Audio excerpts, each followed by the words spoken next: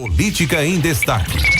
Tudo sobre os bastidores da política em Nova Serrana, com Ezequiel Silas. Toda quinta-feira no Jornal Serranense, no ar, na 98 FM. Leia a coluna no impresso e nas redes sociais do JS. Política em Destaque.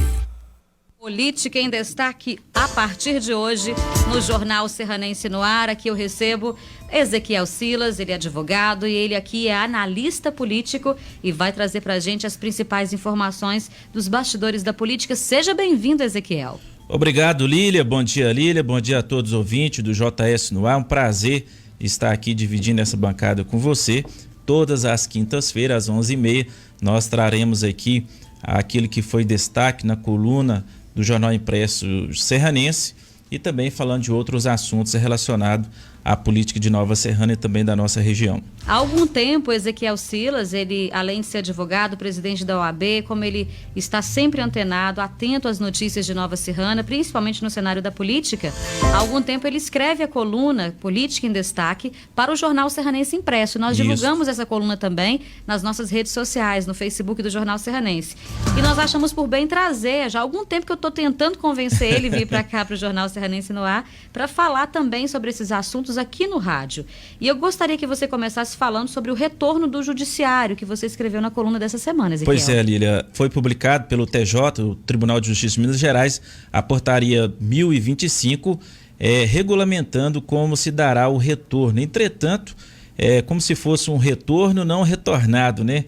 Na verdade, o tribunal é um retorno interno, um retorno só aos advogados, e nós achamos por bem trazer essa informação à população de Nova Serrana, porque há por parte da população, daqueles que estão necessitando de acesso à justiça, uma ansiedade, e foi divulgado que dia 11 esse retorno se dará para toda a população, e não somente para os advogados e para advogados que tiver algum caso de urgência a se tratar no Fórum aqui em Nova Serrana. Muito bem. E nesta semana nós noticiamos, né, a entrega de respiradores no Hospital São José, Sim, em Nova Serrana, e existia a possibilidade do governador vir aqui também, Ezequiel? Pois existe, foi ventilada essa possibilidade, inclusive a gente levantando essa informação, bem provável que o governador estará dentro dos próximos 15 dias, ele estará em Nova Serrana.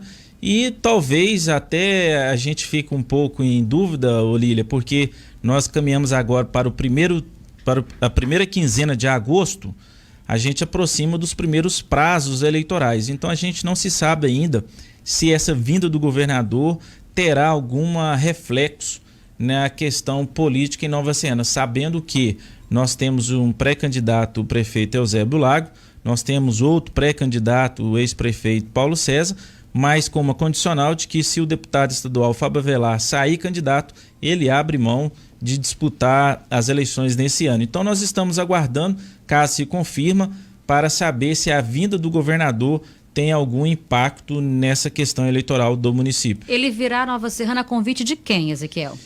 Então... esse é o problema, né? O convite, ele já diz respeito de um apoio quem político, convidou, né? A grande questão, Lília, é saber quem convidou e quem não estará nesse evento, né? Então, a gente percebe, igual, por exemplo, essa semana passada, em todas as inaugurações realizadas pelo município, com a presença do deputado estadual Fábio Avelar. Em suas redes sociais, Fábio Avelar tem sempre postado a presença dele nesses eventos, sempre parabenizando o prefeito Eusébio pelas suas ações. Então, assim, nós estamos aguardando que nessa primeira quinzena de agosto se dará uma definição se o deputado Fábio Avelar é candidato ou não, e quem irá disputar contra o prefeito Eusébio Lago.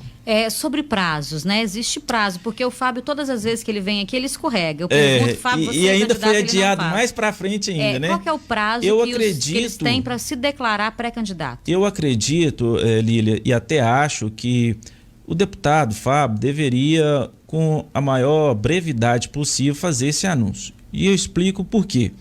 Primeiro, porque ele falando que vai ser candidato, já define o cenário, né? O prefeito Eusébio já toma as suas iniciativas, tendo ele como um pretenso concorrente. Se ele não for candidato, o ex-prefeito Paulo César, obviamente, já está trabalhando uma composição de chapa para a sua vice-prefeito, né? Então, faria com que o Paulo também pudesse já anunciar a sua pré-candidatura, né? E até a sua candidatura, porque depois do dia 16 já é candidatura. Então, eu acredito acredito que o fato do deputado demorar tanto pode causar um desgaste para ele mais lá para frente, seja por parte do prefeito, seja por parte do ex-prefeito, né, e dos grupos políticos, porque essa definição dele, obviamente, terá reflexo nas eleições desse ano. A definição para as eleições 2020, na sua opinião, depende da decisão final do deputado estadual Fábio Avelar. Isso, que vai ou que não vai, terá reflexo. Quem ele irá apoiar se não for candidato, né? Isso.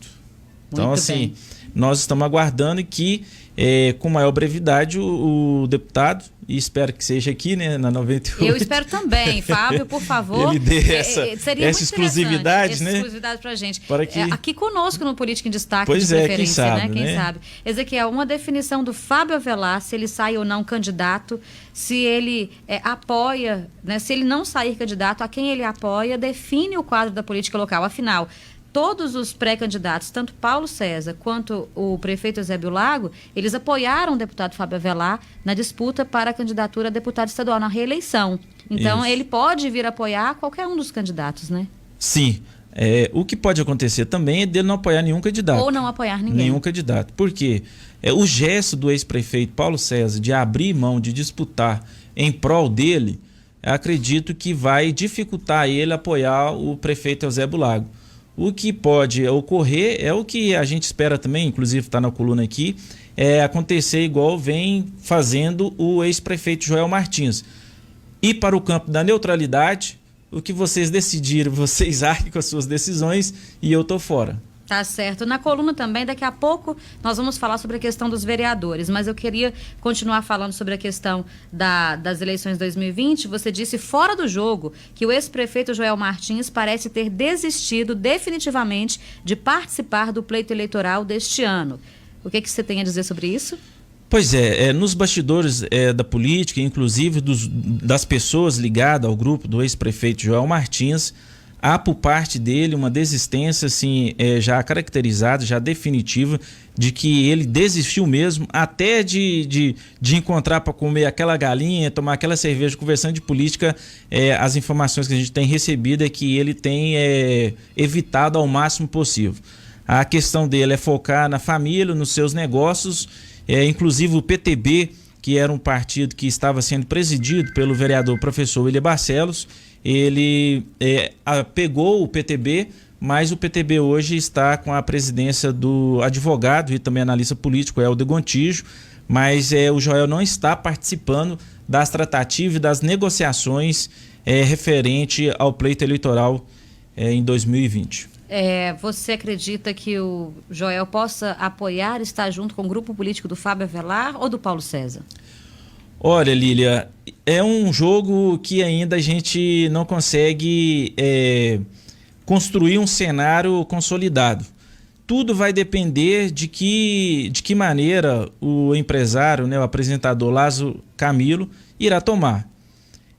Nós sabemos perfeitamente que o Lázaro ele tem uma identidade, uma fidelidade do eleitorado do Joel. Então eu acredito, inclusive, né, quem acompanha a política sabe perfeitamente que quando o Lázaro lançou sua candidatura a deputado federal, o Joel estava presente lá no Hotel Lib e todo o grupo político do Joel estava presente apoiando o Lázaro Camilo. Então, para deputado federal. Para deputado federal. Uhum. E ele hoje se intitula candidato a prefeito, né, mas a gente sabe que o Lázaro também pode ser um potencial candidato a vice. Do Fábio, eu acredito que não tem chance do Lázaro ser um vice. Até porque ele saiu do Avante, né? Isso. Ele pertenceu ao Avante e agora ele é presidente do PSL. PSL. Eu acredito que a única possibilidade alternativa para o Lázaro seria ser vice do Paulo César ou vice do Eusébio, porque eu acho também que... A do Eusébio eu acredito que não seria. Eu falo que são só os outros dois Sim, candidatos, as opções. Porque são 3 opções, Eusébio, Paulo e Fábio. E o William Barcelos? E tem também, a gente não pode desmerecer de modo algum, tem também o PT que vai lançar uma chapa para prefeito, que é o Pefim e o Fábio do restaurante. Na verdade, o Pefim ele já lançou essa candidatura. Já lançou pré-candidatura puro sangue, né? Puro Segundo sangue. ele. Puro sangue, PT, Pefinho e Fábio Poté. O professor William, ele vem sendo atacado por grupo ligado ao Paulo e ao Fábio, em detrimento da conduta dele.